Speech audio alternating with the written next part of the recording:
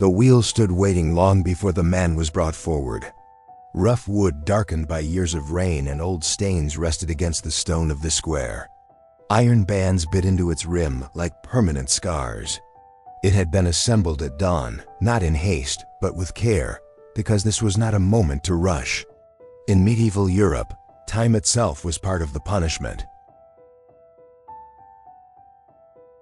By the hour of judgment, the crowd had gathered from every narrow street.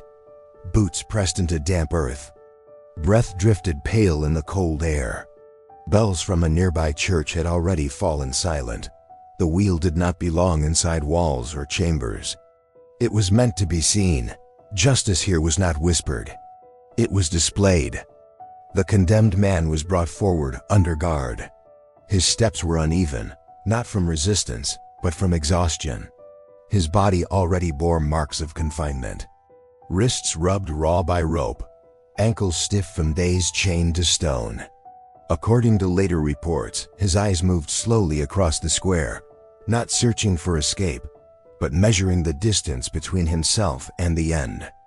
The breaking wheel was not designed for speed. That was its true horror. In courts across the Holy Roman Empire, in French provincial towns, and along trade routes that cut through the Low Countries, this punishment was reserved for crimes judged beyond ordinary death. Murder with aggravation, treason, banditry that humiliated authority. Crimes meant to be remembered. Whispers spread that some victims were kept alive for days. That mercy was sometimes granted with a final blow to the chest, that others were denied it entirely. Chroniclers later argued over these details, some calling them exaggeration, others insisting they had seen the bodies themselves. What cannot be disputed is that survival, not death, was the first objective. The man was stripped of any remaining dignity. His shirt was loosened, not removed, so the crowd could still recognize him as one of their own.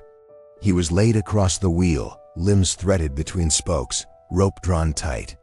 Wood pressed into the curve of his back. The shape of the wheel forced the body into a posture it was never meant to hold. The executioner stepped forward without ceremony. He did not shout, he did not hurry. The iron bar he carried was heavy enough that each movement required intention. According to court records from Saxony and Bavaria, the placement of each strike followed an order: ankles first, then knees, then wrists, then elbows. The chest and neck were saved for last, if they were struck at all. When the first blow fell, it was not loud. Bone breaking against iron produced a sound closer to wet wood snapping than to anything sharp. Those closest to the platform recoiled.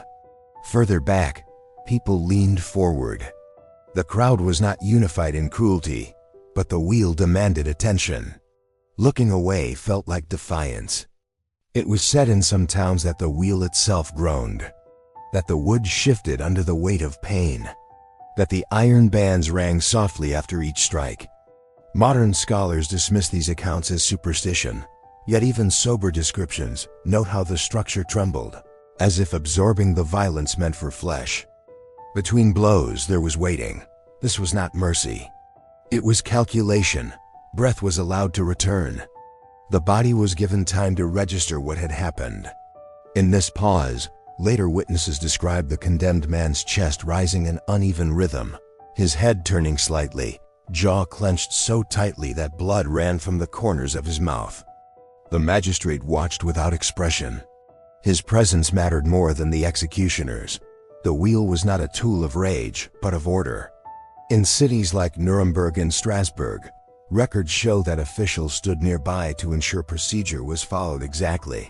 Too fast, and the lesson was lost. Too slow, and disorder threatened. According to palace servants in one later account, some rulers insisted on counting the blows. Others turned away after the first fractures, leaving the rest to appointed hands. These stories differ by region and decade, yet all agree on one thing. The wheel transformed punishment into spectacle, and spectacle into memory. As limbs were shattered, the man's body sagged further into the spokes. Rope cut deeper into skin. Blood darkened the wood, not in sprays, but in steady flows that followed gravity. The smell of iron thickened the air. Even those accustomed to slaughter in butcher stalls found this different. Animals were not made to wait like this. Once the breaking was complete, the body was not removed. This was the final insult. The wheel was raised upright on a post. The man was woven into it, broken limbs bent backward, spine curved unnaturally. From a distance, the shape resembled a twisted emblem rather than a person. In some regions, a final blow was granted. A strike to the chest or neck to end breath quickly. In others, the man was left alive. Whispers claimed ravens gathered within hours. That dogs waited beneath the post. That children were warned not to look too long, lest nightmares follow them into adulthood. Whether these warnings were true or exaggerated hardly mattered. The image remained. Across France, the wheel was sometimes paired with confession. Across German territories, it was tied to imperial authority. In parts of Eastern Europe, similar punishments appeared under different names, but with the same intent: to show that the body belonged to the law long after the crime was committed. Night did not bring relief. Torches were kept burning. The wheel cast a long shadow across the square. Some towns required it to remain until the body decayed. Others until birds stripped it clean. Travelers recorded seeing wheels at crossroads, silent markers of what happened to those who challenged order. It was said that some victims lived through the first night. That shallow breaths continued long after the crowd dispersed. That priests argued over whether last rites could still be given to a body so visibly ruined. These accounts remain disputed. What is clear is that the wheel erased the boundary between life and death. The next morning, the square returned to routine. Merchants reopened stalls. Children played near the edges, careful not to approach too close. The wheel remained, elevated above daily life, a reminder fixed in wood and bone. Justice here did not fade quickly. Long after the practice faded, the memory endured. The breaking wheel entered language, folklore, and fear. It became shorthand for absolute power, for punishment without compassion, for a world where the body was a message written slowly. The man's name, in most cases, was forgotten. His crime reduced to a line in a ledger.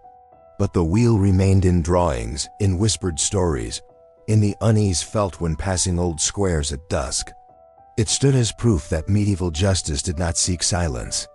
It sought to be seen. And when the wind moved through empty streets, and old posts creaked without weight, some wondered whether the true horror lay in the suffering itself, or in how many stood and watched without turning away.